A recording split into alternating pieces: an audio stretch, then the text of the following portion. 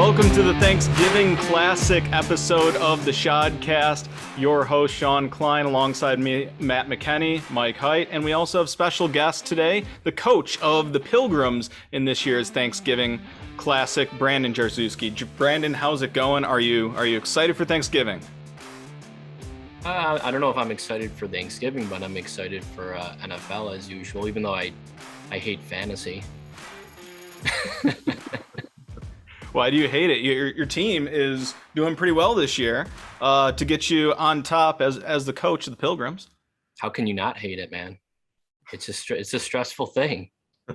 You know, that's one of the reasons why I gave up DFS on top of not having much time. But, you know, right, even if you're good at something, you can hate it, right? There you have it. Sure, but I think you're having a lot more fun than maybe three other people in this SHODcast right now. So, certainly a lot more fun than one. Mick could not have more injuries. Mm-hmm. Yeah, it really for some teams it could not be getting any worse. Jumping into this week's show, Pokemon! We gave you a Pokemon last week. Here were the hints. 2016 Tampa Bay pass catcher, averaged 9.5 points, and he helped the Cornball brothers to a high score of week 10. Any guesses who this is? I think Cameron Brate was my guess last week. Cameron Brate. There you have it. It would have been better if it was Timothy Wright. I don't make the rules. I just play by them here. Taking a look at the standings. All right, Matt, break down what you're seeing right here. Yeah, well, so Fat Jim's obviously won a huge game last week over New World Order, and took a stranglehold of the entire division. I think that if he was going to have any chance of conceding or going into second place, he would have had to lose that game next week or last week rather. So Fat Jim's is clearly up top as number one. And then Van Buren Boys is very vulnerable at 2. I think you got 2 teams right below him that are really very good, New World Order and Feel the Rush. I would not be shocked if Van Buren Boys slips below both of those by the end of the season. And then you're in the middle where a lot can happen. There's a lot of teams that can kind of, fade in and out. And I think that's what we'll get into just a moment and during this discussion here. Yeah, and before we do, Mike and even Jars, I want to get your opinions on this too. Mike, talk about the points for race for a second. Yeah, I mean, Neil just got 50 plus from one player last week, so that's a huge help to his. He was bottled up against the Bills. Yeah. He sure was. Let's keep the jokes about JT to a minimum. Your guys just got pummeled by him. Yeah, that's actually a great example because 6 points. You just came off that pummeling that JT gave NWO, but you're still second in the points for standings. Yeah, I mean, I don't know. I'm still in, I think, catching distance here of Neil, but I'll need some luck. I have a lot of players coming up with bye weeks, and I don't know. Who knows? Anything can happen with injuries. There's tons of injuries this year, it seems. And I think Mick made reference last week or maybe 2 weeks ago that 60 points, if somebody puts up 160 one week and Neil has a bad week at 100 or 110, it's close again. So, what do we have? 12, 13, 14, 3 weeks remaining here. Yeah, I'd argue that the top 4 teams in points right now, from the Gyms all the way down to the Muppets, actually have a shot to, get most points. But I think it's kind of a 4-horse race at this point. And 2 teams have already clinched playoff spots, being the Fat Gyms and the Van Buren Boys. Hey, Brandon, I want to ask, which touchdown of the 5 did you realize that it wasn't going to be your week? I mean, certainly by 5, I knew I was in major trouble. I would say, what did he have, 3 in the first half? Yeah. I thought maybe Buffalo could come out in the second half and, make at least some type of adjustment that says, we're not going to let Taylor beat us, but apparently that was not in the cards. I'm not sure what they did at halftime, but it certainly wasn't any type of plan to stop Taylor. So I would say definitely by touchdown 4, I knew I had a massive uphill battle. And then I think was Minnesota in the early games too? Yeah. Yeah. Once I want to say JT scored and then Cousins threw a touchdown to Thielen like within a couple minutes, and you see the projection go from like 140 on my end, 140, 126 in my favor to the exact opposite. I knew I was in trouble at that point. Taking a look at the playoff bracket, or at least the projected playoff bracket, the way things look right now. Matt, Mike, Brandon, how do you think things are going to change? Let's start with Matt. Well, I don't see things changing much at the top. I think the Fat Jims will probably coast to the number 1 seed and earn the bye.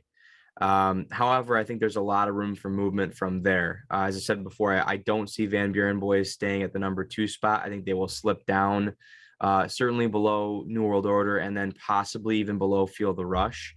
In terms of non-playoff teams that are, potentially going to earn a spot, I don't see Trek making it. I don't think that there's really a possibility that the Jay Walsh team can get in. Lafferty has to win out. My team has to score a lot of points, which they haven't been doing lately. So quite frankly, I think we probably have our 7 playoff teams, and I don't really see that changing. But I think the seeds within the playoff teams are very likely to change. Mike. Yeah, I agree with Matt that I don't think the top's going to change. I could see Van Buren boys kind of ending up maybe 5 or 6 by, after 3 more games, because they haven't broken 100 points in 3 or 4 games. Obviously that's not good. But I don't know. I mean, we have 3, 4, 5 teams at 5 and 6 right now. I agree with Matt. I think Trek is done. There's just too many injuries on that team. Jay Walsh, I don't know. My team, I agree with Matt. I got to win out. Rafi Bombs have been playing great, and I think they're going to end up easily in the playoffs by the end of this. Feel the Rush, looking at their schedule, they got a couple tough games, and I'm a little worried about the Flu Flakes too. As we've talked about all season long, Brian paying attention to his roster. He didn't play Saquon Barkley. Not that Saquon had a great game, but you'd think that one of your best players should probably be in your lineup. So it wouldn't have mattered. No, I know it wouldn't have mattered, but not that Brian is close in the points race, but I think with better management of his team, he would probably be right there. So I don't know. I don't. He would have gained about 20 points when Madison started. Yes, a few weeks ago. Yeah, and then there were some other questionable decisions I think along the way, but everyone of course has those. But the obvious ones, you hope to at least start a player that is a fill-in on one of the top running offenses in the league when you have a bunch of injuries and guys on bye. Dearness Johnson was another one.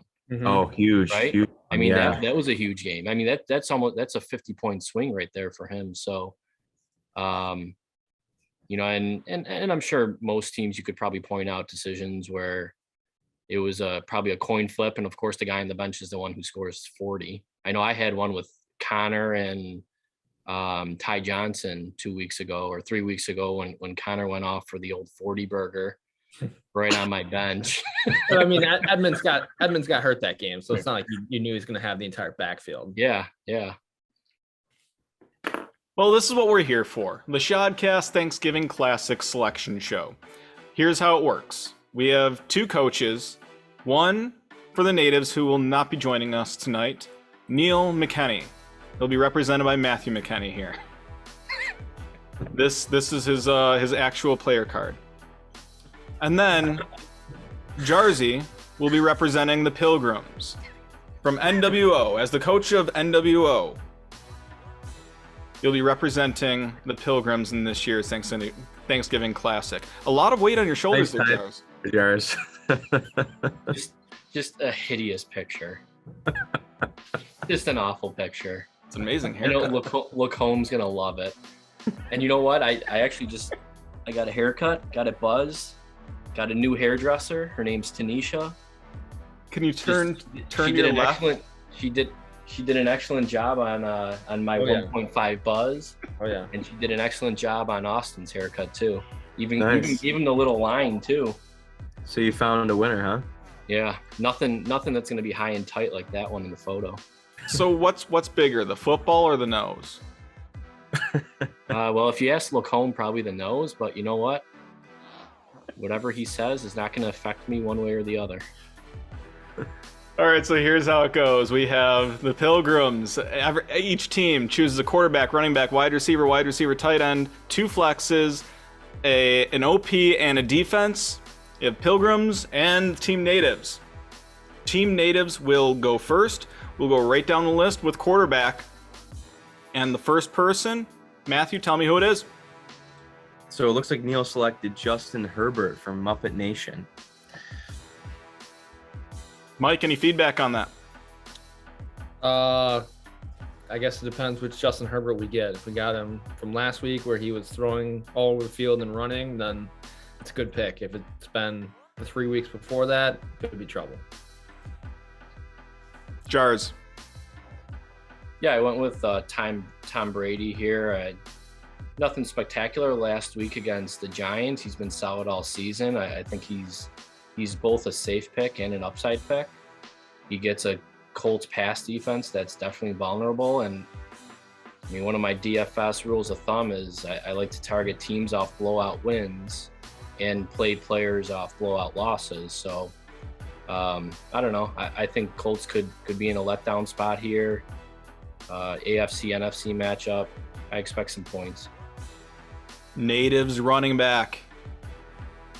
Jonathan Taylor, as Mike said a couple of episodes ago, he's become the #1 running back in fantasy, and no surprise to see him here as the #1 running back for the Natives.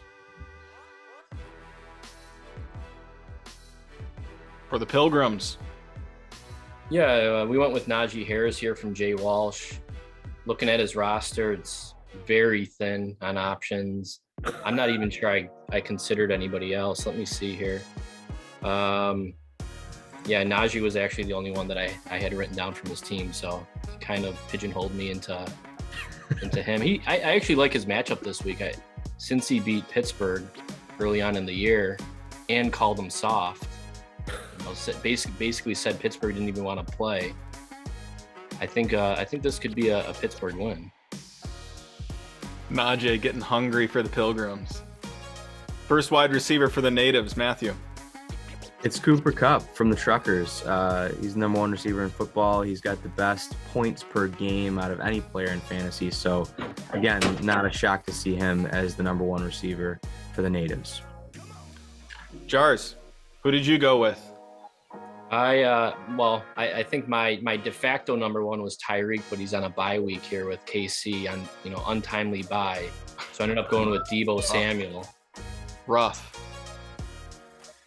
I think I don't know.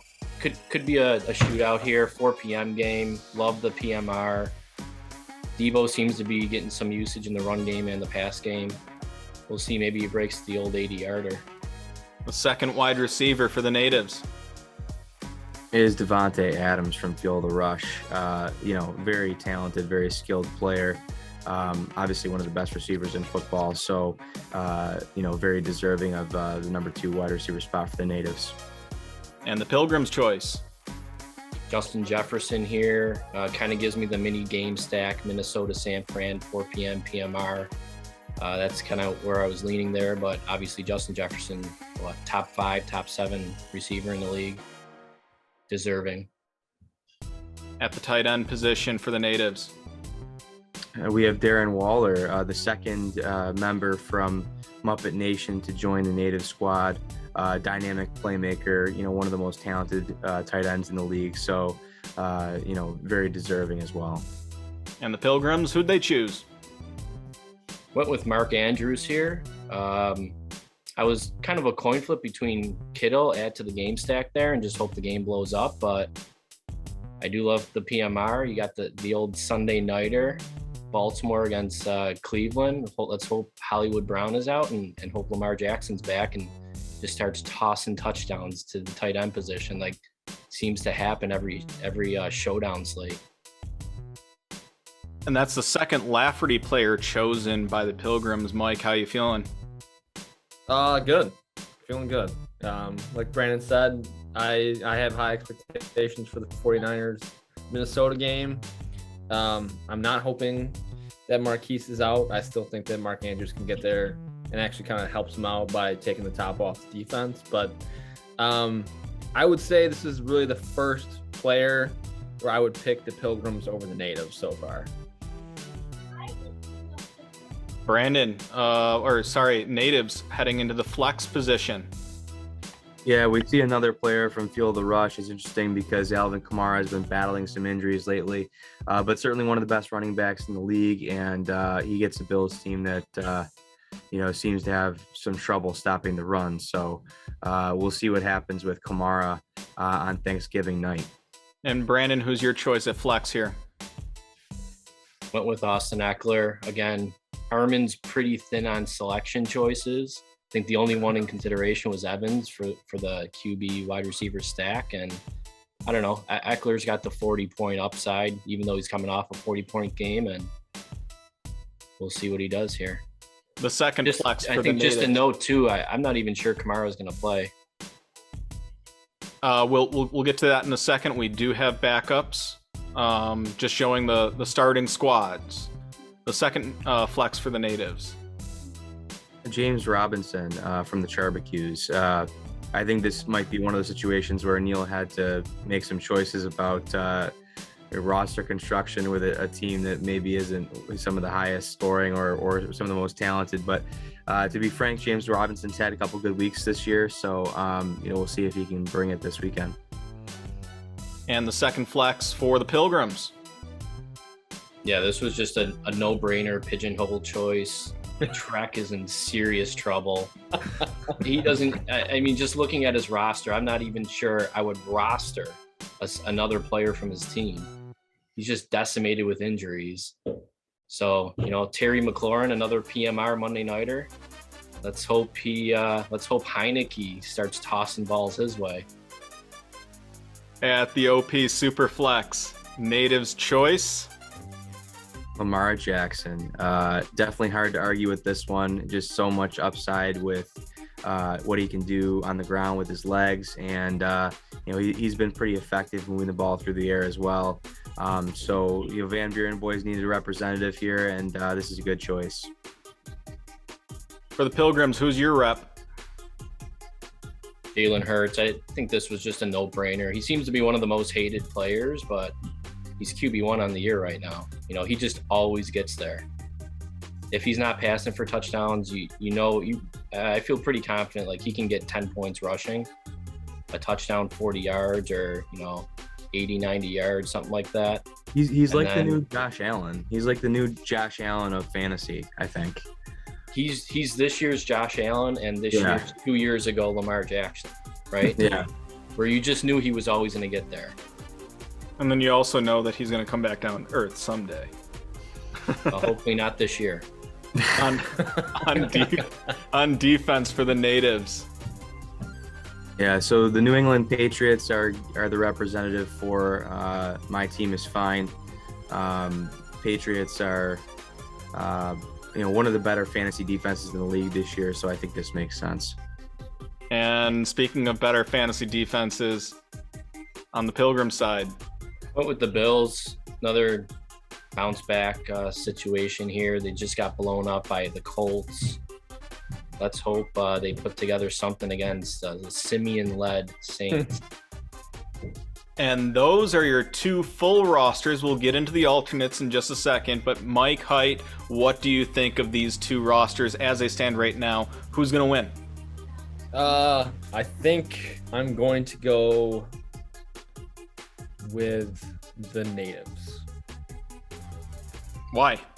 I just think the Taylor Cup Adams combination is just really tough to overcome. I mean, there's some strong players obviously on the Pilgrims, but that's just a really dynamic combination there. And then you got Lamar coming in on Sunday night. I just think it's gonna be too much for the Pilgrims to overcome.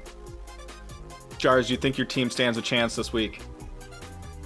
I think so. I think it really probably hinges on that Minnesota San Fran game. I don't know. It really, that game, it has a 48.5 over under. Could kind of see it going either way here. Both teams do like to burn clock. I know San Francisco had like a 14-minute opening drive last week to kick a field goal. Yeah, 14-minute opening drive. They kick a field goal from the 1 on 4th down, and but both teams have explosive players, so a couple long touchdowns, and it's really going to hinge, I think, probably on those two players. I think the rest of the guys probably get there. Najee, I expect a good game. The QBs, I expect a good game. Terry's matchup, McLaurin's matchup's not too bad. Seattle on Monday night. Eckler could always get there. Same thing with Andrews. Matt, final thoughts on the starting rosters? I think it's two well-constructed teams. I think it's going to be a competitive Thanksgiving Classic. I'm looking forward to it. I did want to ask Jars if there had been any discussion with Neil about the stakes for the contest this year. No, there has not been. I know Neil's been MIA in the show group me, just gone. Yeah, but I haven't reached out to him. Otherwise I probably should, I suppose. Yeah, you guys got to come up with a kind of a wager here so we can figure out. I really like the idea of the t-shirts, Thanksgiving Classic t-shirt. The champions, loser buys them for the winners. So that's an interesting option, but I'm sure you guys will come up with something fun. Yeah, I would love we'll to talk have about it. We'll update the chat at some point later in the week before Thursday. I'm just so looking forward to Brian Becker receiving a Bills D t-shirt. Is it going to be like a jersey shirt with your player's name on the back? Like player's name and number? Becker, or if the natives win, Vince gets a Bill Belichick t-shirt or something like that. The cutoff hoodie. A cutoff hoodie, or what's a Steve Belichick? Is he the defensive coordinator or whatever? Just a little side note, I play hockey with Becker Monday, Tuesday, Wednesday, right? Usually one game per week. This is now week 8, and I have not seen him in 2 months. He's a busy guy. Life of the kid. All right, getting into the final part of the Thanksgiving Classic selection show. It's the on-deck players. So if a nominated player on the starting roster misses the show Thanksgiving Classic, an alternate will be named to replace them. So this is, for example, I think why Neil chose Kamara, because if he doesn't go, one of these guys can fill in. Starting for, well, you have the Pilgrims and you have the Natives, and starting for the Natives, Christian McCaffrey. I'm actually kind of surprised that he wasn't named a starter here. I realized that he hasn't had a great season, and maybe this was kind of a strategy on Neil's part where, the rules are that you're trying to pick the best team, based on, the performance up to this point in time. But maybe he just kind of stuffed in Kamara knowing that he wouldn't play, so he could just have McCaffrey come in and actually really be the one to carry the load. So interesting call for the number one replacement player. On the Pilgrim side. Yeah, kind of the same thought process with McCaffrey here. Missed a lot of time due to injury. When he plays, he's dynamic. He's in a matchup that I think there could be some points. So I think he's deserving here. He's at a thin position, right? Tight end's just a complete wasteland. Natives, number 2. Stephon Diggs. I think some people would say he's had a disappointing season, but really he's still one of the most dynamic receivers in the NFL. And as Jars mentioned, this is a Buffalo Bills team that's going to be playing pretty angry on Thursday Night Football on Thanksgiving, coming off a big loss. So Stefan could be kind of set up for a big game here. And running back for the Pilgrims. Dalvin Cook. There were a couple different options I was weighing here and ended up on Dalvin. He happens to be in a okay matchup. Actually, San Fran's a pretty tough run matchup, but I expect some points in that game. When he plays, though, he's pretty much guaranteed 20, 25 touches, 100 plus yards, maybe a couple catches. Maybe he scampers in for a touchdown or two. Number 3 for the Natives. DeAndre Swift has been fantastic this season. One of the big reasons why the Fat Jims are atop of the standings right now. He's a player who's, on a bad team, but he's just so dynamic that, he's oftentimes, putting up pretty good fantasy numbers. So another good on-deck selection, I think. And the Pilgrims also picking a wide receiver here. Yeah, I went with Jamar Chase, having an excellent rookie season. Game breaker, could score 75, 80-yard touchdown any snap.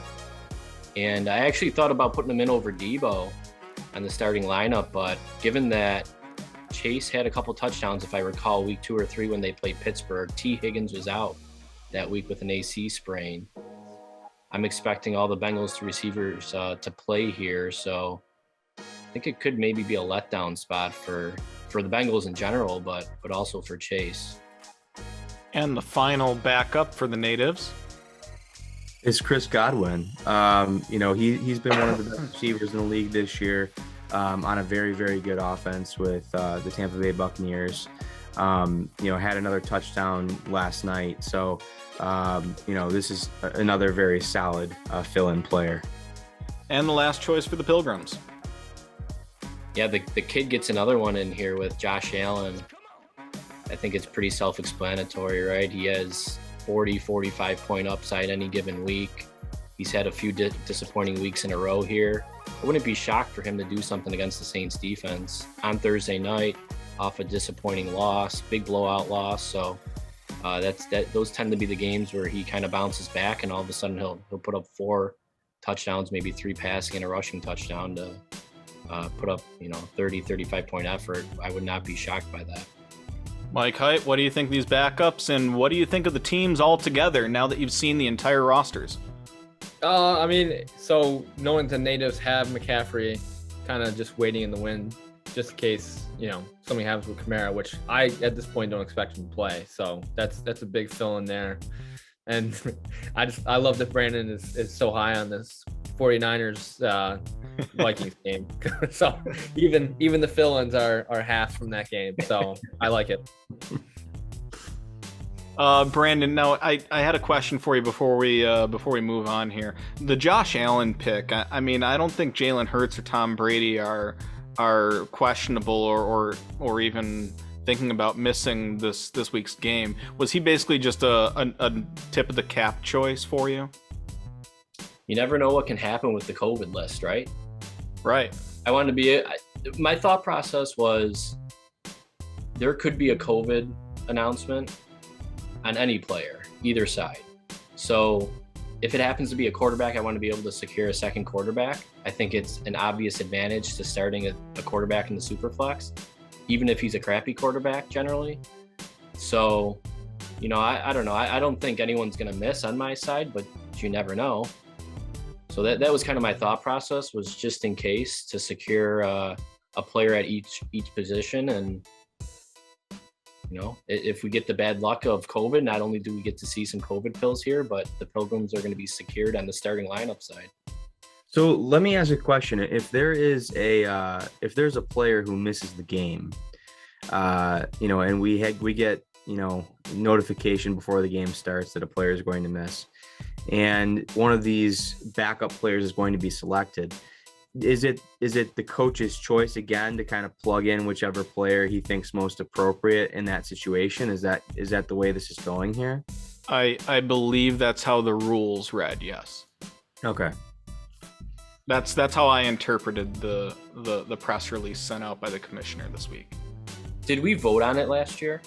Yes. Didn't it happen last year? Yeah. Yes.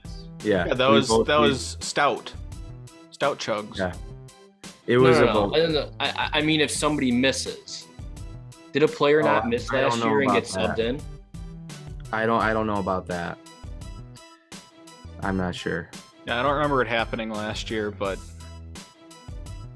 I don't remember even who was chosen last year. But now we have it documented on the SHODcast for everyone to see forever. Wonderful. I will say this: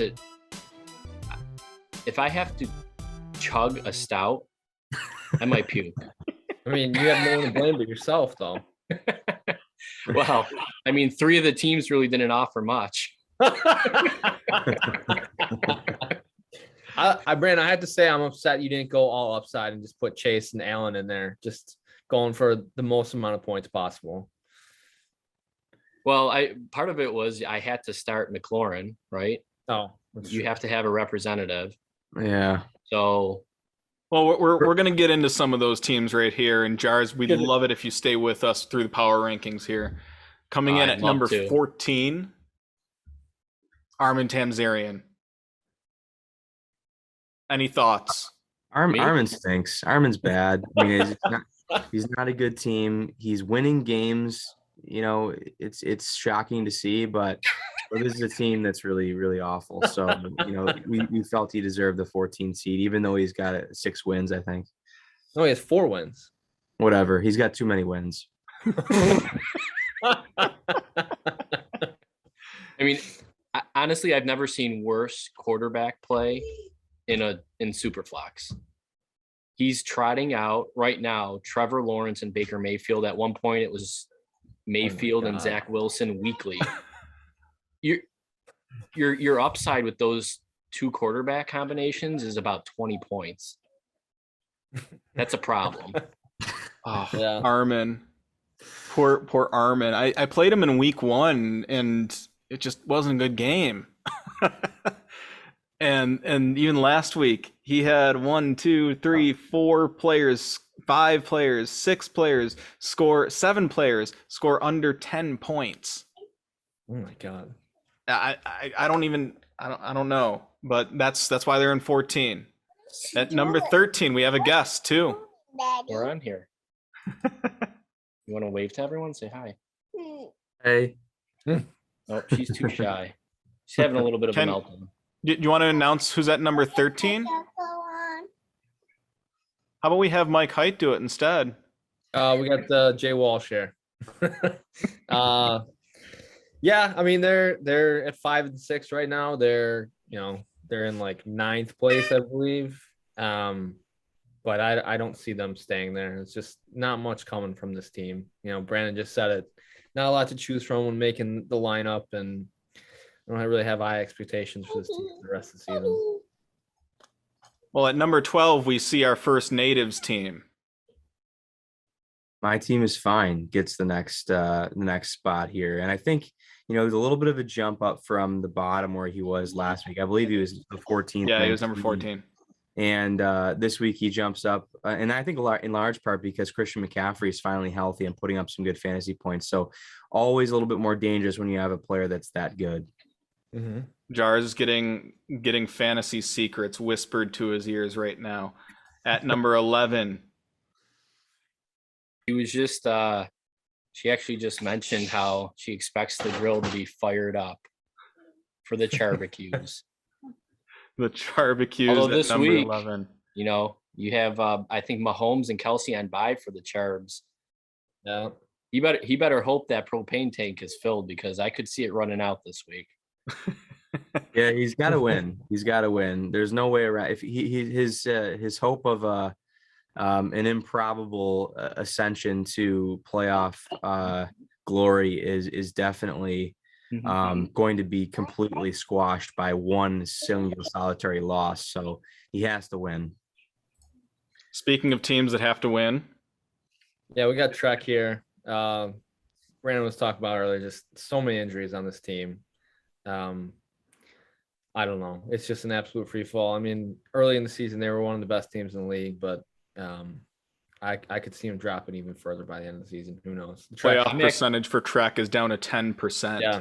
If I'm actually shocked that Trek isn't in the 13 spot right now. I mean, it's Number just 9. it's one injury after another. Speaking of one injury after another, Matt, talk about number 9. Yeah, it's another team that's just a bomb went off on the roster, and so it's just a constant struggle week in and week out to try to field a team of warm bodies. And quite frankly, I mean, the only reason why we're here at the 9th spot is because we do have a decent amount of points. So there is a chance we can maybe sneak into the playoffs with a couple of good points. Maybe Stafford and Cup go off for a big game. But right now, I think this is about where I think we see the playoff possibilities expire. I think 9 is really. I don't think the Truckers get in, and I don't think any of the teams below get in. The youngsters laughing at the Truckers. Number 8, Height. I think yeah. I'll give some comments on it. His starting lineup isn't that bad. I think he struggled because he had minimal to no QB play early on in the season. I mean, he's got 4 or 5 legitimate starters in there. Flex 2 is obviously a problem, and QB1, QB2 has been a problem here. But given the slow start and not really getting enough points early on, it's an obvious uphill climb to the playoffs. Height, do you agree with that? I do. I mean, you did have a slow start to the season. Yeah, it was bad. Started on 0-2. I mean, Ben couldn't throw the ball 10 yards downfield to begin the season. I don't know what happened. Maybe he started talking to Tom Brady's trainer or something, but he looked much better on Sunday night. So I don't know. Hopefully that continues. Getting into the playoff teams, number 7. Yeah, the Bombs. I think they're a very strong team. I think I had them ranked significantly higher than this, but I think they're a good team. I think they're better than several teams above them. And I think by the end of week 14, they'll be somewhere around 4 or 5. Matt, number 6. So hold on, before we go to 6, really quick with the Rafi Bombs, I did just want to kind of discuss the trade that happened today, because I think it's very interesting. This is a trade that happened between Rafi Bombs and the Revenge of Ed Kilgore. Rafi Bombs acquired Derrick Henry, who, I would think is not going to be back until the playoffs for the show at the very earliest, maybe even like championship week, and also Derek Carr. And in return, the Revenge of Ed Kilgore got Carson Wentz and Andy Dalton. So just want to get your thoughts on this move. I think it's really basically mostly Wentz for Carr, because I just don't think that Derrick Henry is likely to come back, except maybe for championship week. So kind of a little bit of a long shot. What are your thoughts on that trade, guys? I mean, I think it's worth a shot. And obviously Dalton's going to start on Thursday. So he's getting 2 starters this week. I don't know. Trek's done. So I mean, for Rafi Bombs, it's an interesting trade. I mean, if he gets Henry back to the playoffs, obviously this team becomes an absolute nightmare for anybody facing him. But I don't know. I didn't really think much of the trade when I saw it, and even now talking it out, I feel the same way. Yeah, Guys, what do you think? I'm not. I don't really expect Henry to come back, right? Certainly not for the regular season. I think if Tennessee were to risk him any further, it'd be in the actual AFC playoffs. That's right. So it's just, to me, it's whatever. It's an upside play. And I'm not huge on position for same position trades. Absolutely hate them. You're basically just banking on a coin flip, right? Like no team definitively wins the trade at the time of execution, or both teams don't definitively win the trade. I think ultimately every trade that's made it should really make both teams better. That's why I'm a big fan of, trading a QB for a receiver or a running back for a receiver, as opposed to, QB for QB or running back for running back. Daddy. I'll see you in the morning. Good night. Is it bedtime over there? At number 6, VBB. Yeah, this is the Van Buren boys. Very, very, very vulnerable team right now. This is a team that I think is really, really going to be having problems come playoff time. I think he's going to make the playoffs because of his record.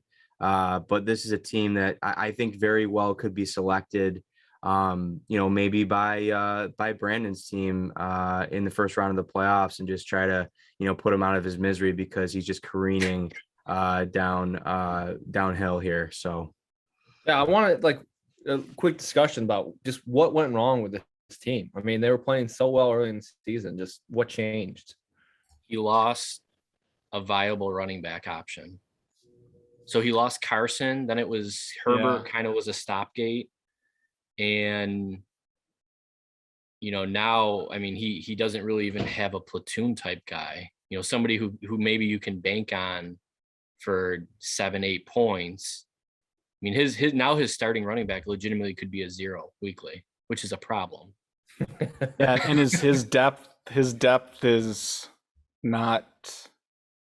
He's had some injuries too, but yeah, I mean, really, I think it kind of stems from that RB position, and then Lamb's been in and out, Claypool's been in and out. DK Metcalf, Russ, he's got DK, right? Yeah. Russ went down, and I mean, Russ is back now. He's obviously not Russ. His finger He can't be definitely 100%. He came back too early. Yeah. So I mean, did DK put up like 0 points 2 weeks ago? Was he a 0-0-0 stat line?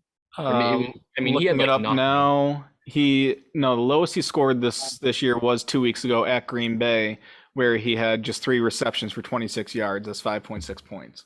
Yeah. So I'm so grumpy that Grizz got to 8 wins here, because he could totally fall out of the playoffs if he didn't have 8 wins, and I could just snipe him on points because he's just really struggling right now. Yeah, if he didn't have the 8 wins, I wouldn't be shocked to see him go, from 1 to 8, 9, 10 range over the course of the season here. He's had some unfortunate injuries, and I think a lot of his guys just aren't hitting their ceiling projection here in the season.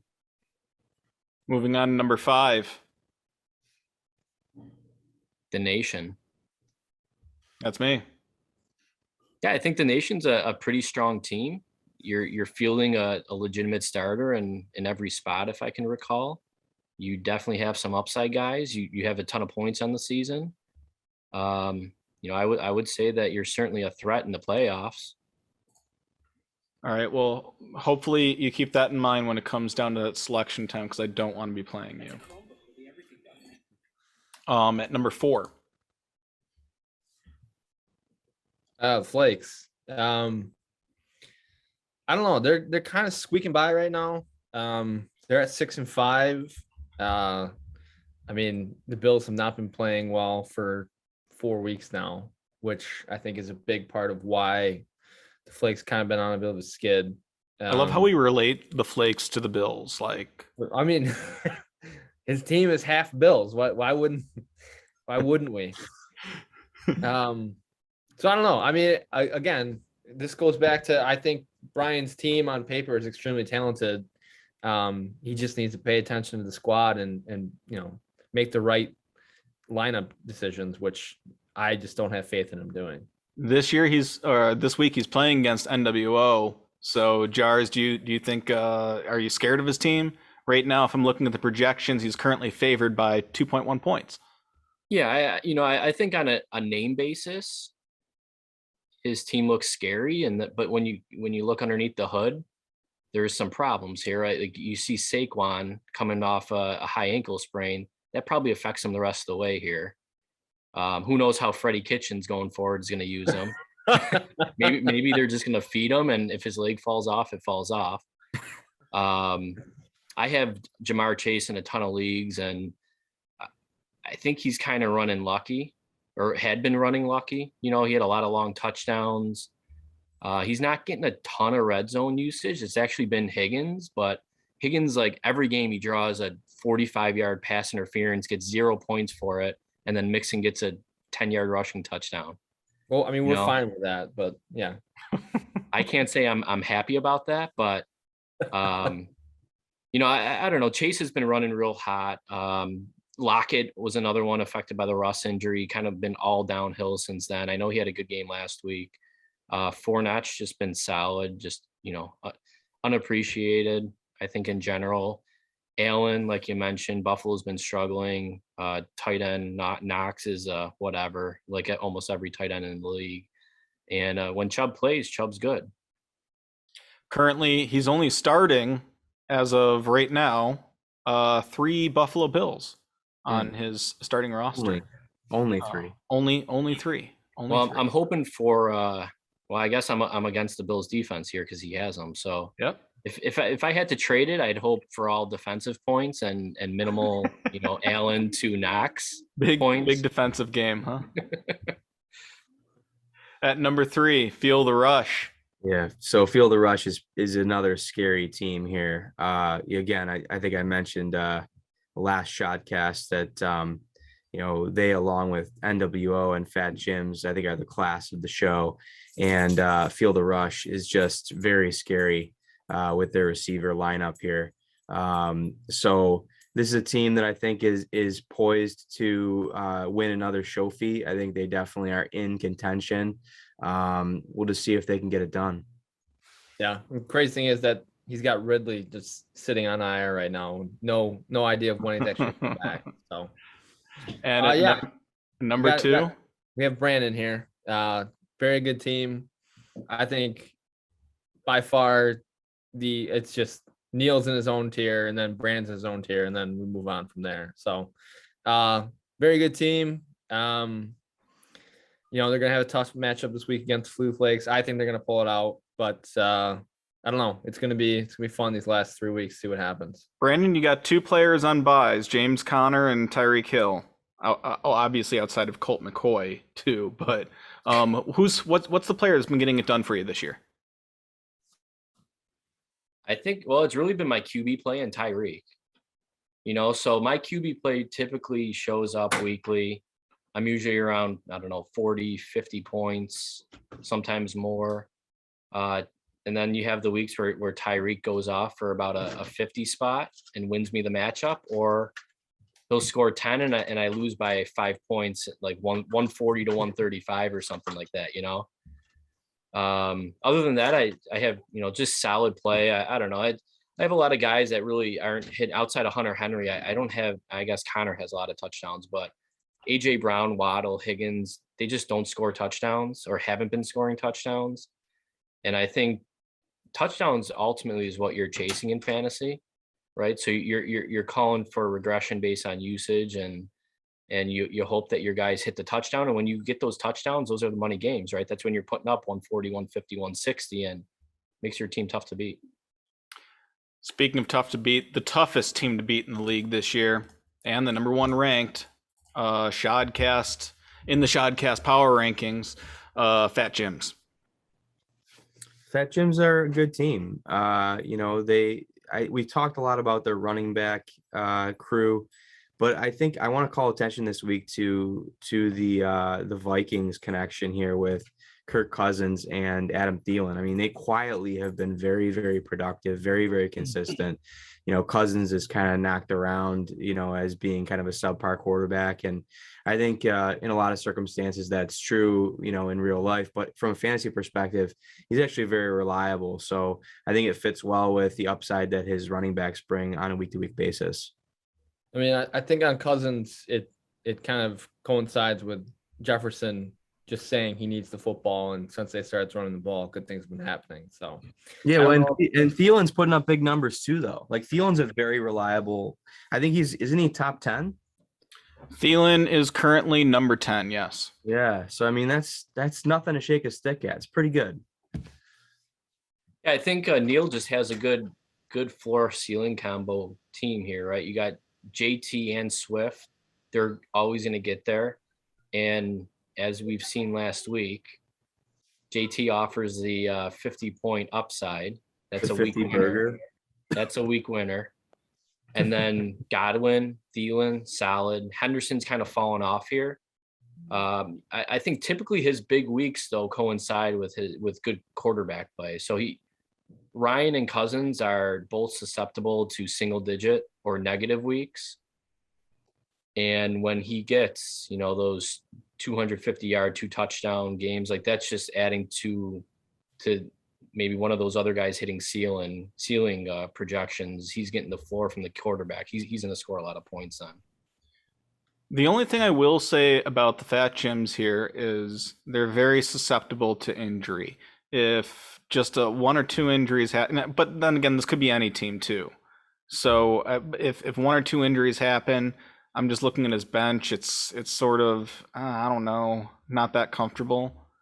So that could possibly set him back, but he's stayed healthy all year, and I think that's one of the reasons why you see him at the top of the SHODcast power rankings. Brandon Jarzewski, thank you for joining us tonight. Any final predictions on how the final weeks are going to play out? Well, I changed up my strategy a little bit this year. I actually looked at some playoff matchups when I built my team. So I know Height's been trying to hawk a couple of my guys. I've had to deny him, but I also made the prediction at the draft this past year, back in September, that the NWO will never win a championship. I'm standing by that prediction. I don't think New World Order ever has enough to get it done. They fold up shop in the playoffs. They're soft. And, if they surprise me, they surprise me. But who's your pick? Sending out a message to the players. What'd you say, Mick? I said, who's your pick to win?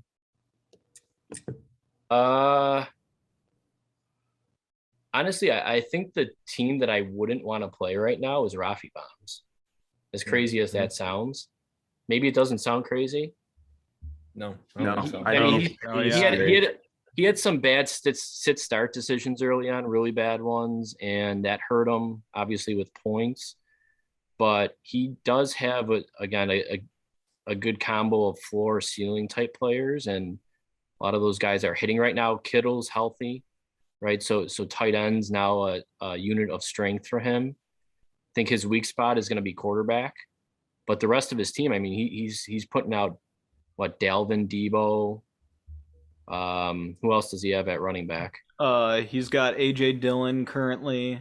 Dylan, yeah. I mean, who knows got how long Josh Jacobs on the bench. Yeah, so I mean, he definitely has production throughout his lineup, and who knows if Debo has enough gas in the tank here, doesn't hurt his foot or go down with an ankle like he's been known to in the past. I think he's a scary team in the playoffs. And I know that he always looks ahead to, week 15, 16, 17 scheduling. So he tries to build some of his trades around future matchups. Yeah, why not? I mean, if you're not playing to win the whole thing, why are you playing at all? Right. So.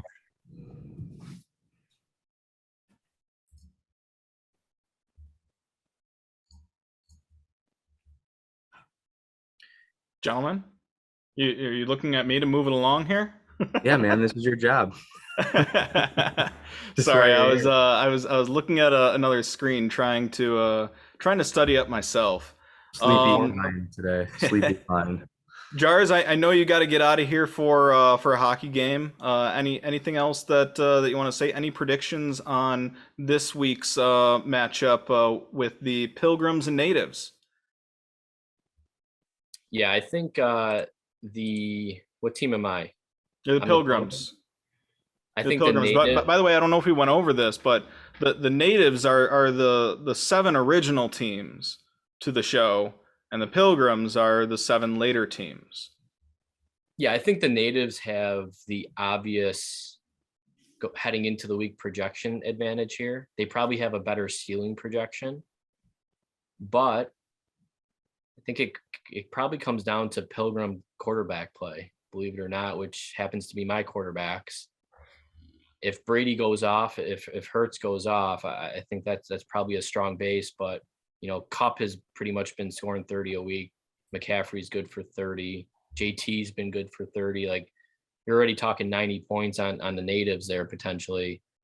It'll be tough to overcome. So not to wish injury on anyone, but an injury to a natives player probably directly benefits me in some way in the future show playoffs here. Cooper Cup was probably the one that's going to be going. That's what I guess. It just keeps happening, huh? All right, Brandon, thank you for joining us, and thank you for being on the show tonight. Thanks for having me. Good luck. All right. We have more to talk about, though, gentlemen. Are you ready to dive into to what's next? Let's do it. Because we have some dog picks to make here. And we're going to start off with dog number 1, the Zoe Knows pick of the week. Zoe is 5-2. Who's Zoe going with this week? 5-2, not too bad. Yeah, I like where James Walsh is headed this week in the matchup against Van Buren boys. You know, VBB is really weak right now and not putting up a lot of fantasy points. I think Jay Walsh has a good chance to win and keep his playoff hopes alive this week, so he's getting the check mark from Zoe. And in the NFL, you're picking Detroit +3. Yeah, I love this pick. I think, you know, they're at home on Thanksgiving. They always seem to show up and play a decent game, even if they don't win. A lot of times they're covering the spread, and they got Andy Dalton coming. So I think Detroit's a smart play this week. I think, you know, with, you know, the points at home, I like Detroit to win outright actually this week. But yeah, we'll see what happens. The ride or die pick of the week, also 5-2. Yeah, Mike? 5-0 in the last 5. It's pretty good. You taking the obvious pick this week, huh? Yeah, give me the best team in the league versus the team that's getting close to the bottom. This was kind of a no-brainer for me. Definitely a lock here. All right, talk about your spread pick too. Yeah, I mean, so I finally got my first win in a while last week. The only one to win. Yeah, I know. Matt's over came about 30 points short. Oh my gosh, what a nightmare. I just don't think Denver's a very good team. I think when the Chargers are playing well, I think they kind of got back on track last week against the Steelers. I saw this line and liked it immediately. So I definitely like giving the points with the Chargers. Snoop's sleeper pick of the week. Snoop has not been very good at choosing the show. Just a 2-5 record this week, choosing Armin Tamzarian over the Rusty Truckers. I guess that makes me feel good, man. It makes me feel good. I got a shot. Just have Snoop bet against the other teams here. Also taking Philadelphia with 3.5 points, or giving 3.5 points. Snoop is 4-1 coming off of his first loss. Yeah, I like that pick definitely. Matt's is the one I was worried about here. And before we get into this week's picks, let's go over who's got the most wins. It's Mike Height leading with 31 wins. Mick, you're just a little bit behind with 28, and I got some work to do with 23. I think you said I got some work to do every single time we've done this. Yeah, I've been third place every single time we've done this. Yeah, I don't think any work has been done, to be honest. No work. Yeah. All right. Well, this week, Rafi Bomb's Muppet Nation. Who are you going with, Matthew? Yeah, I think this has got to be the game of the week. I think Collinsworth sliding in for this matchup. Rafi Bombs is my pick here this week. He's a hot team, very formidable opponent in Muppet Nation, but I think this is a high-scoring game, and I think both teams give it their all, but I got Rafi Bombs to win. Height. I agree. I mean, I think Rafi Bombs had a strong team with Jones going down and Dylan stepping in, going straight in the lineup. I think the Rafi Bombs just got too much for the Nation. Nah, you guys are wrong. Nation's going to come up with the win. Okay. Flutie Flakes, NWO. Matt. I picked the Flakes here for this one. I just feel like their roster is so good, and a couple of the matchups on New World Order have me a little bit concerned. So, Bills, I do believe in their bounce back week this week. I think there's actually gonna be a lot of points in that game. I think the Bills will move the ball. I think they'll, probably have a good offensive game. So, as the Bills go, generally the Flea Flicks go. So I'm going with the Flakes this week. Matt. Mike. Yeah. Sorry. Oh, I misspoke there. I guess I'm going with the Flakes. I agree with Matt. I don't know if there's going to be points on both sides scored in Thursday night game. I don't trust any offense led by Trevor Siemian. He's been PFF's worst quarterback through quarters 1 through 3, and amazingly, their number 1 quarterback in the fourth quarter. But I just don't see the Saints being able to do anything. But yes, I think the Bills are going to get it done and pull out a win for the Flakes. All right, I'm going to be contrarian here again and go NWO. Fat Jims versus Trek. I mean, we all have to agree on this one, right? Trek's too injured to come up with the win. Yeah, I think so. I mean, Mike said it pretty well earlier. This is, the best team in the league versus the team that is just, riddled with injuries. So tough for us to see Trek getting it done. Next up, Jay Walsh football team and the Van Buren boys. Yeah, this is my pick of the week. I really just don't like where Van Buren boys are going, and I actually like some of the matchups that James Walsh has. So that gets my Zonos pick of the week. Mike. I guess I picked Van Buren boys. It's kind of shocking. Although I guess Jay Walsh hasn't been putting up a lot of points either. So this may be both teams going sub 100 and Van Buren boys coming on top. All right, and I'm also going with Jay Walsh football team. I actually think he's got probably one of the better shots at making the playoffs outside of Rafi Bombs. I kind of agree with your assessment, Matt, earlier that the top 7 seem pretty locked, but again, anything can happen when everyone's tied at this 4-6 or 5-5 record or whatever it is now. Feel the rush. Lafferty. We got. I feel the rush is just really good. It's tough to see them losing to too many teams right now. So I think this is probably the final nail in the Lafferty coffin, unfortunately. He needs to win out, and I think this is where it all comes to an end. Yeah, I'm going to disagree with Matt on this one. I don't expect him to have Kamara. I don't expect Ridley back. I know that Rush still has a very strong team, but my team's kind of got everybody playing, and I think at full strength, I think Rush would be favored, but without those 2 big players, I'm going to go with the Laffertys. I kind of want to change this after what you said, Mike. I didn't really evaluate it that much, but now that you said that Kamara is going to be out and there are some questionable matchups there, I think it's going to be close. But I chose Field of Rush. I'm still going to say they're going to win it, but I do think it's going to be a lot closer than I originally thought. Charbacues and the house on fire.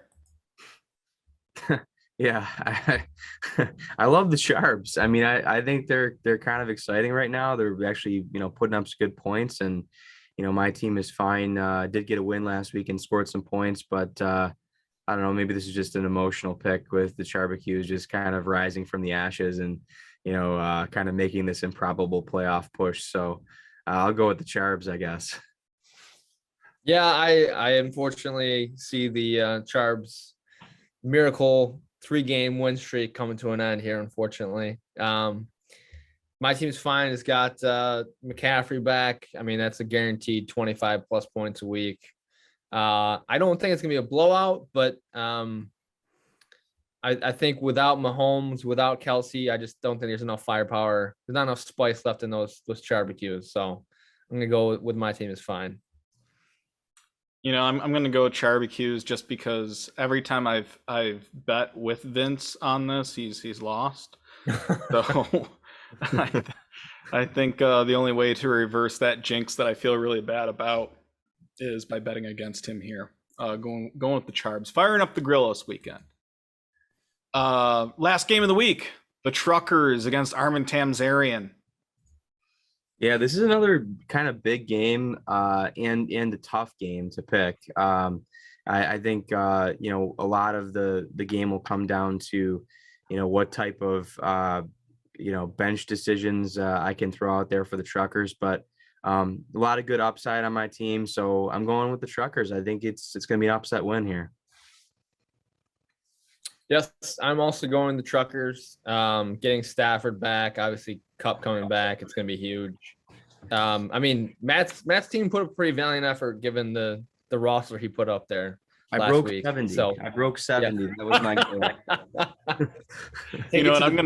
I'm gonna disagree with you guys on this one. And we mentioned a little bit earlier, Armin seems to find those sneaky wins here and there. I don't know why you guys keep saying that. He's won 4 games. It's not like he has a winning record. It should be 0.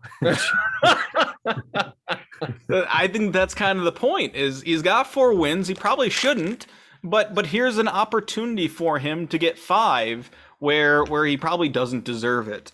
And I think it's because, Matt, we've been talking about how your team is so banged up. Armin's team is still fairly healthy from what I remember looking at the roster just a few minutes ago. I think it's going to be a close one, and they got a chance to win it. Talking points this week. Matt, why don't you go first? I want to talk about the worst team in football. I think there's a lot of options out there. I think looking at the AFC, you've got the New York Jets, who are really having a lot of problems fielding a competitive roster, competitive team, especially with kind of their quarterback carousel that's kind of been whirling around this season. And I think when you turn your attention to the NFC side of things, with the Detroit Lions that I'm picking to win on Thanksgiving this year, they're a pretty terrible team. And I think, the Atlanta Falcons are kind of in the same breath. So what are you guys thinking about the worst team in the NFL right now? I mean, I still think it's the Lions. But my team, record wise, not so much, but I could see within the next 2 years, the Seahawks being the worst team in football. I think Russ wants out. Pete Carroll is probably going to be out of there. I mean, playing defense and running the football is not the recipe for success in the NFL anymore. They don't have a first round draft pick next year. They traded it to the Jets for Adams. And this team, they just don't have anything going for them right now. I mean, their defense is not good. Metcalf is obviously awesome, but if Russ, there's rumors going all over the place that Russ wants out. So, if that's the case, Russ has been carrying that team for the last 7-8 years. And I could see them absolutely being in this conversation this time next year. Yeah. And those rumors have been going around for like a year now that he wants out of there. So that's definitely a possibility. I think it's interesting that you bring up the Seahawks. I think that's definitely a team that's probably on the downtrend. I thought the same thing about the Pittsburgh Steelers, but then I heard a rumor that Rodgers might go there at the end of the year. Oh, so that might totally resurrect the Steelers, because if you throw Rodgers on that team instead of Roethlisberger, that would be scary. Like really, like with Claypool and Deontay Johnson and Juju, even Najee Harris, like automatically they're now one of the best offenses in football, especially with that offensive line. They definitely took a hit this year, but they've, that's something that they definitely prioritize. So I think they're going to be on the upswing. But Klein, what do you think? Who's your pick for worst team? It's really hard to argue against the Lions. Yeah. I want to say the Giants just because they're a clown show, but the Giants have been keeping it close this year, and in almost every single one of their games, they've kept it. If they haven't won touchdowns last night. Well, for most of the games though, they've kept it within 3 points. Look at their schedule. Look at their the games they've played. If they don't win the game, they typically keep it within 3 points, or they lose it in blowout fashion. Yeah, I don't think we can get by discussing clown shows without discussing the Houston Texans too. Their organization is just in shambles. They need like massive turnover. They need a ton of help, and they're probably the obvious answer for the worst franchise in the league. They seem to be getting a couple wins here and there, but they're a terrible team too. This is you can trace this all back to Bill O'Brien making him coach and general manager and giving him the opportunity to make just awful trades. Yeah. And so Historically bad trades. Yeah. So yeah, I agree. They're probably definitely Detroit's a terrible franchise too. I mean, like Houston was in the playoffs 2 years ago. Detroit hasn't sniffed the playoffs in what, 15 years more? Yeah, but they've done good things this year. I actually like Dan Campbell as a coach. I think he's a motivator. I think players respond to that kind of stuff, and they have a ton of draft capital that they acquired. They're really stocking the cupboards for building a team of the future, and you just don't see that with Houston. Like Houston is just kind of like swirling the toilet bowl and not really doing anything to stop themselves. At least the Lions are making trades and trying to make moves to get to the basement so that they can then turn their franchise around. No, and I agree. The only thing I would say about Campbell is I think he's kind of a meathead.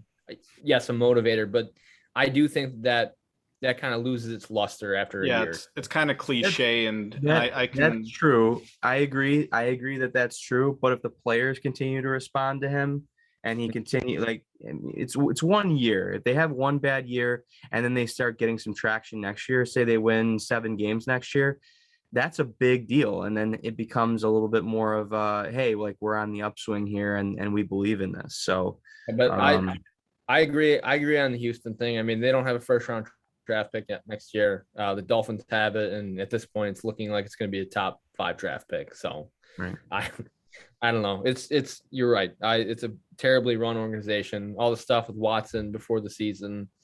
I still am a firm believer that the brass in the organization was behind it somehow with the leak, but I don't know. It's just been a nightmare.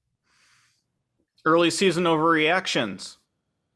Yeah, I mean, I would say that this season is just like every other season. You have these teams that people are picking to be Super Bowl champions or at least contenders, and they get off to a slow start, and everyone just thinks that, they're saying that because of which there's some truth to the team that lost in the Super Bowl generally struggles the next season. But I mean, look at the Chiefs. They're right back where everyone thought they would be. That's top the AFC West. They're a half game out of they're 2 games out. They're 1 game out of the number 1 seed right now. I think right? it's just 1 game out. Yeah, I think because I think they're 7-4. 7-4, and Titans are 8-3, and the Chiefs have their bye week this week, and I don't think the Titans have until like week 14. But the Titans do have the tiebreaker against them because they won. So really, it's more like they're 2 games back. Right. But I back to my point is that, yes, the Chiefs struggled. They lost to the Bills. They barely beat the Giants. They lost the Titans. Like they had some losses earlier in the season. Everyone thought they were washed. The rest of the AFC West was looking great. The Raiders were playing well early in the season. They lost the Raiders too, right? Kansas City, did they? I don't know. I believe so. But anyways, so it's just like, the early season reactions just, it seems like every year this happens, and, the good teams more often than not come out on top. It's a long season. Teams go on runs. They win 4 or 5 games in a row, and they're right back where they should be. Stat correction: the Chiefs beat the Raiders 41-14 on November 14th. They lost to the Ravens. That was who they lost to early. I think that's right about the Chiefs, but I think a lot of their defense, seems to really be turning a corner, and that's the big part of why they're, I think, back in the conversation as one of the best teams in the AFC, because they were just letting up so many points week in and week out. And I mean, they were lucky to beat Cleveland in week 1 because they really got out to a rough start, and they came back and won because their offense kind of caught fire. But, their defense is really starting to turn the corner now. And, I think that the Chiefs are probably the scariest team in the AFC right now. I mean, I think the Titans are in trouble, actually. I mean, I know that they did just lose a big game, and so it's easy to say that, but I also think that the Henry injury is bigger than people realize right now. They were able to win a couple games without him, and that's kind of overshadowing, how serious and severe that loss is. So, I think they'll still win the division, but their schedule's not that hard coming up. But I mean, they're still they're going to be vulnerable, I think, come playoff time if they can't get Henry back. Mm-hmm. No, I agree. I mean, they lost their identity. I mean, the fear of the run is kind of what powered their play action passing, and that's just not there. I mean, Peterson just got cut today. Deontay Foreman's not going to scare anybody. So I don't know. They need to figure something out, because you're right. I think if they don't, they're going to go on an absolute free fall. They're going to be just like Trek here in a couple weeks. Yeah.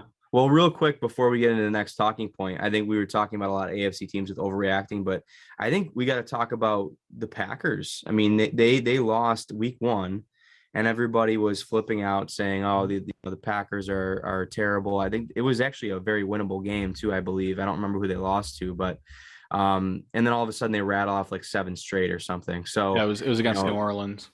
Yeah, New Orleans. Yeah. So I mean, this is, and I think they got blown out like 35-3, or it was a really bad game for the Packers. Yeah, that was the Jameis 4 touchdowns, 129 yards game. Yeah. And then the other team, I think that, maybe there's a little bit of overreaction on too, in the NFC is the who was I thinking of? The Arizona Cardinals. Because they got off to such a hot start, and everybody was ready to crown them as the number 1 team in the NFC, and top of the power rankings and stuff like that.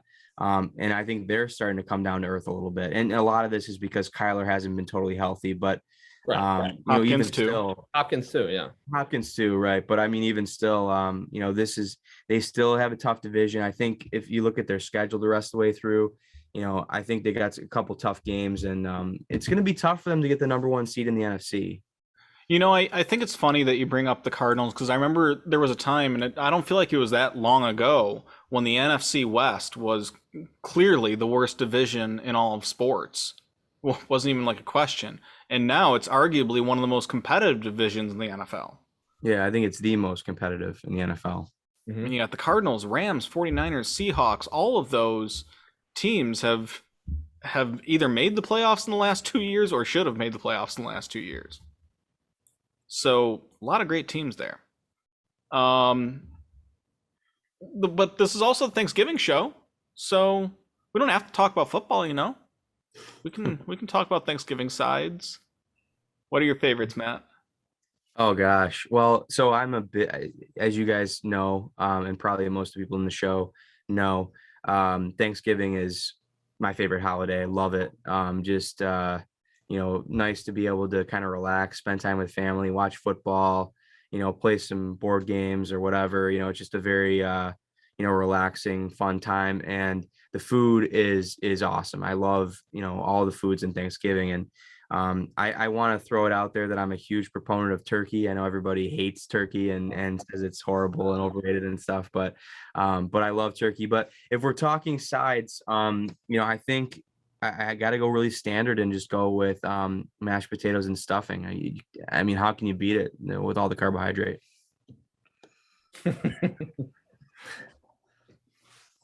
Mike, what are you going with?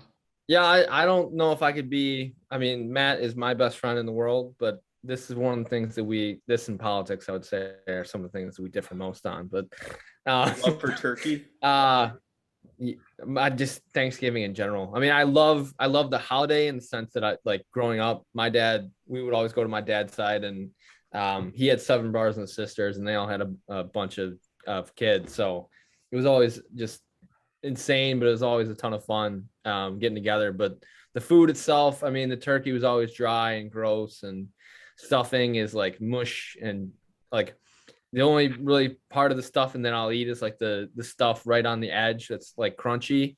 So I would literally just like sit there and pick away at the crunchy parts, and people get pissed off because like they were only getting the insides, which I don't blame them because it's disgusting. So my Thanksgiving plate growing up was pretty basic. It was a few pieces of the most moist white meat turkey that I could get. Generally as many crescent rolls as I could grab.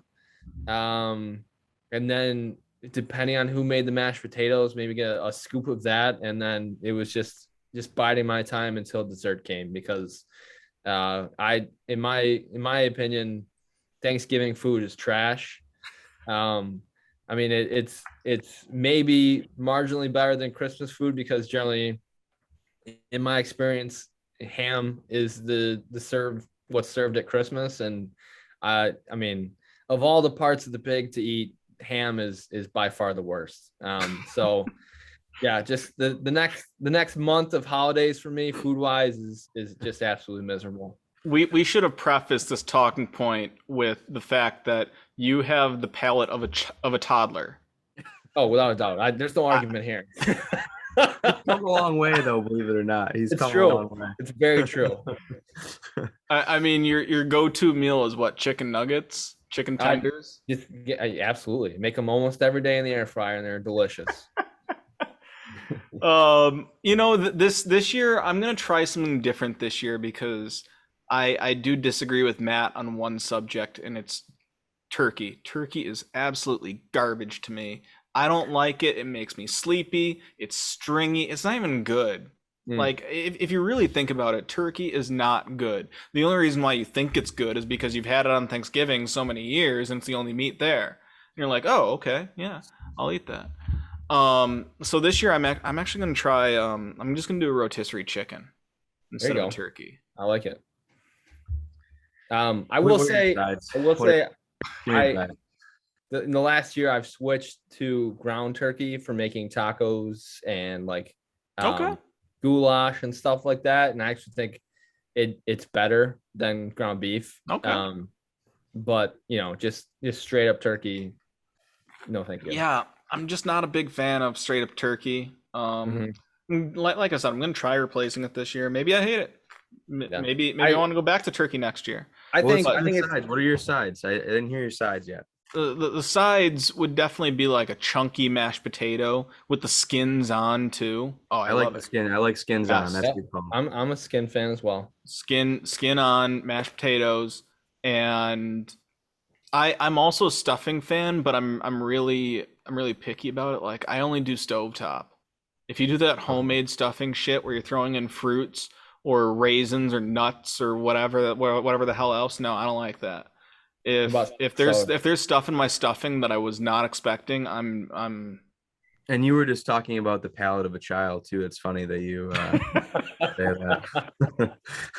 Well, now that we've talked about all the main, like, what's your big underrated Thanksgiving side? Because there's a lot of good Thanksgiving sides that we haven't even discussed. We just kind of talked about turkey, mashed potatoes, and stuffing. So, what's your number one underrated Thanksgiving side, Klein? Cranberries. Without a doubt. I don't think you can have a Thanksgiving meal without cranberries.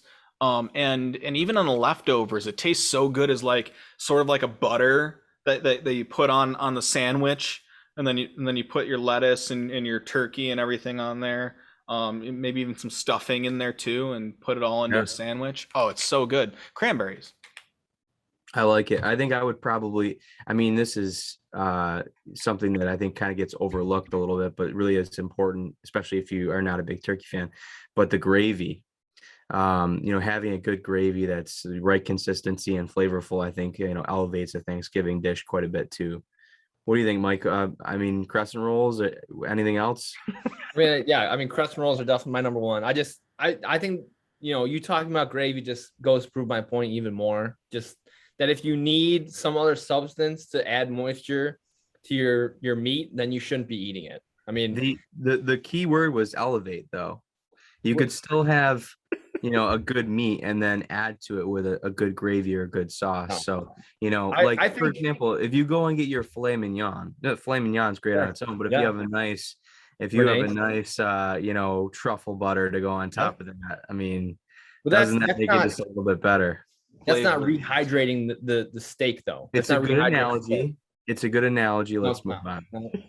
Just real quick. Given the way turkey is served, I can see some sort of TikTok video sometime where they're not doing the Ritz challenge, they're doing a turkey challenge to see how much people can pile in their mouth before their mouth just dries out and they can't swallow anymore. Sign me up. I'm in. I'm doing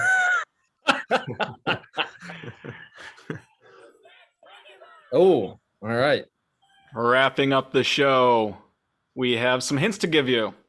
2009 Denver Superflex. He had 216 points in the show, and he helped the Fat Jims beat McNair's shotgun offense 104-90. That looks like Kyle Orton's hair to me. I was going to say that. Kyle Orton's hair, or the other one that I was thinking could be the hair was maybe Foles. Like one of those two guys. I think Orton is a good guess because he's Denver, and obviously Foles never played for Denver. So I'm going Orton as well. Interesting. We'll find out next week on the SHODcast. Matt, Mike, it was a pleasure as always. Any final thoughts? Lots of fun. Go Natives. I'm excited for Thanksgiving Classic. I'm excited for the holiday, and I hope both of you have a very enjoyable Thanksgiving and get to spend some time with family and have a good time enjoying the delicious turkey. Oh, thanks, Matt. Really Yeah, appreciate that. I hope everybody enjoys their Thanksgiving. I will be eating steak instead. So be much I really thought you were gonna go with Dino Nuggets.